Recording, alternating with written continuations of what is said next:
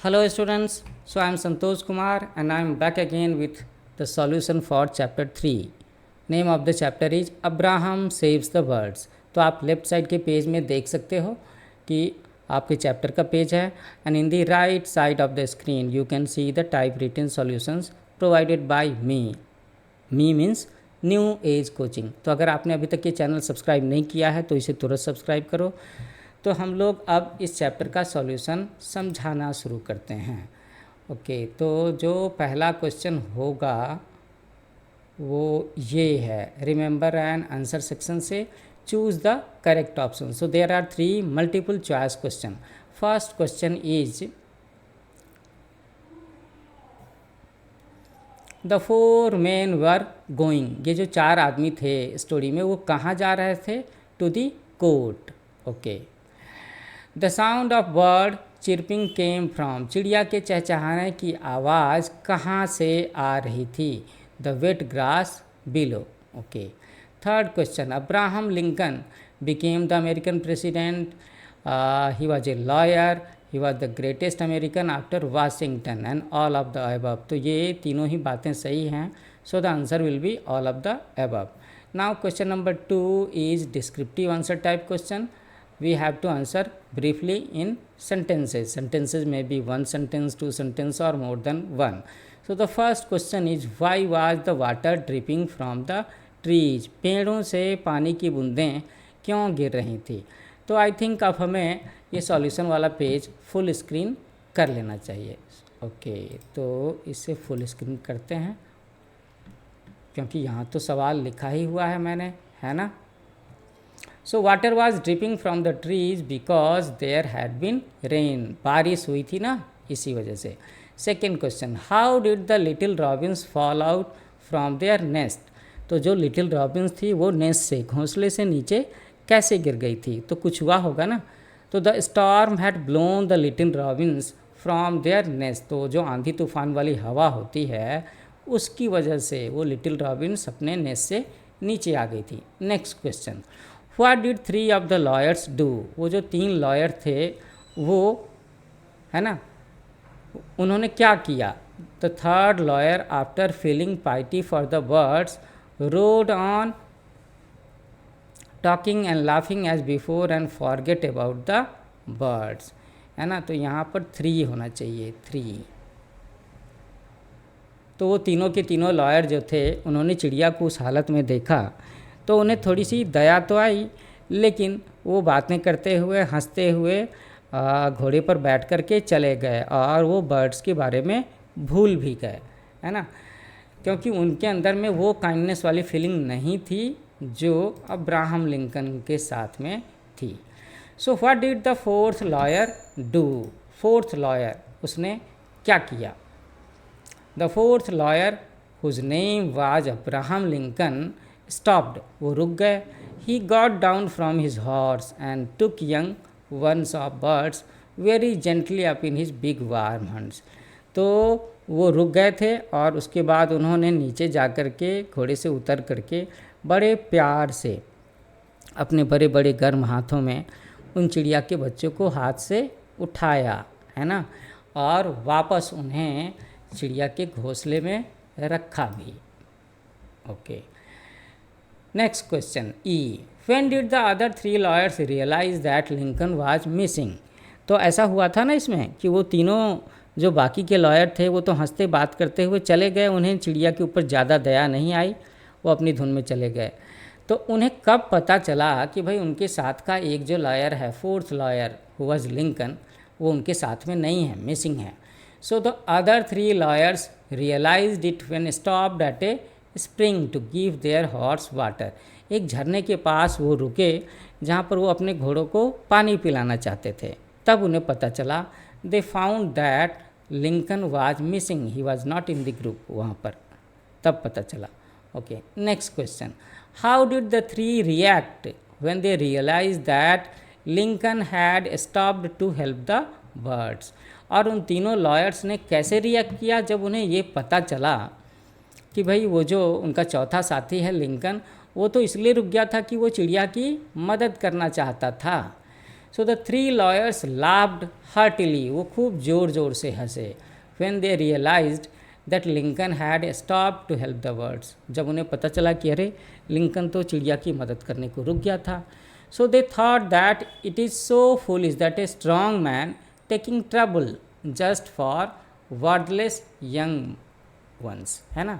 उन लोगों ने क्या सोचा कि अरे ये तो बिल्कुल बेवकूफ़ों वाली हरकत है, मूर्खता वाला काम है कि एक स्ट्रांग मैन लिंकन के जैसा वो इतना पेन लेता है, अपने को ट्रबल में डालता है, वो छोटी छोटी चिड़िया के बच्चों के लिए, जिन चिड़िया के बच्चों का वजूद ही क्या है ना, उनकी नज़र में। Okay, so now we are going to solve the questions of question number 3, जिसमें क्या होता है कि आपके वो छोटे छोटे डायलॉग्स या टेक्स्ट दिया हुआ रहता है। On the basis of that you have to answer very small questions. जैसे पहला स्टेटमेंट है इसमें, what a pity they will die down there in the grass, है ना। तो ये बात किसने कही? Who said this? The third lawyer said this. Who would die, इसमें किसके मरने की बात हो रही है? The baby birds would die. What did the speaker do next, तो बोलने वाले ने फिर क्या किया? थर्ड लॉयर ने कुछ नहीं, द स्पीकर वेंट अवे, वो चला गया उनको छोड़ करके, है ना। I will put you in your own cosy little bed, ये बात किसने कही कि मैं तुम्हें तुम्हारे प्यारे से बिस्तर में घर में डाल दूंगा। So who is the speaker and to whom is he speaking? इसका आंसर है mister Lincoln is the speaker and he is speaking to little birds, वो छोटी छोटी चिड़िया के बच्चों से बातें कर रहे थे। Where is the cosy bed, उन चिड़िया के बच्चों का कोजी बेड, आरामदेह बेड, है ना, बिस्तर कहाँ पे था? The cosy bed was in the birds nest. यहाँ पर मेरे ख्याल से ना वाज लिखो तो ज़्यादा बेहतर है, क्योंकि स्टोरी पास्ट की है ना, हम लोग बीते हुए समय के सवालों का जवाब दे रहे हैं। How did he put them in their bed, तो लिंकन ने उन सब को उनके बेड में कैसे डाला? He put them in the bed through climbing a tree, है ना। तो लिंकन घोड़े से नीचे उतर कर के आए, घास में दबे हुए चिड़िया के बच्चों को उठाया, फिर वो पेड़ पर चढ़ कर के गए और उस घोंसले में वापस चिड़िया के बच्चों को पहुंचाया। इतना सारा पेन लिया, और आपको याद होगा ना स्टोरी में कि इन सारे काम में लिंकन के शर्ट में ड्रेस में स्क्रैचेस भी आ जाते हैं, क्योंकि वो थॉर्नी ट्री था। Answer of think and answer section, हम लोग इसका जवाब देने आ रहे हैं। तो पहला क्वेश्चन है, Mister Hardin felt they should not bother as they were only birds, so do you agree with him? Why और why not? Mister Hardin's attitude was that they should not bother about the birds because they are only birds. Mister Hardin नाम का जो lawyer था, उनका attitude ऐसा था कि भाई वो तो चिड़िया ही है, तो उसके बारे में इतना क्या परेशान होना, ऐसा सोचते थे। So this attitude reflects indifference and a lack of empathy. इससे ये पता चलता है कि उनके मन में चिड़िया के प्रति, है ना, बर्ड्स के प्रति काइंडनेस की फीलिंग नहीं थी, उनके ऊपर कोई प्रभाव ही नहीं पड़ा, दया की भावना की भी कमी थी उनके अंदर में। Okay, second question, what does mister Lincoln's act of saying the words tell you about him? तो मिस्टर लिंकन का जो एक्ट है इसमें चिड़िया के बारे में, वो क्या बताता है हमें? मिस्टर लिंकन के बारे में क्या पता चलता है? So Mister Lincoln's act of saving the birds, saving we है यहाँ पे, we demonstrates his compassion, kindness and willingness to help even the most vulnerable creatures. It reflects his character as someone who cares about the well-being of others. Now, know how small or seemingly insignificant.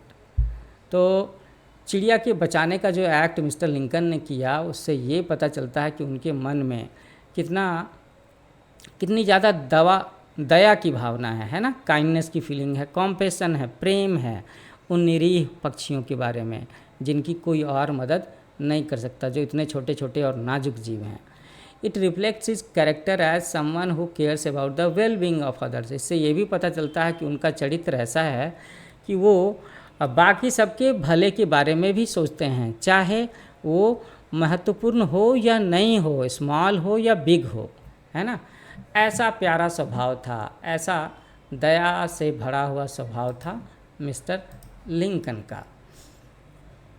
What would you do if you find an injured bird or animal?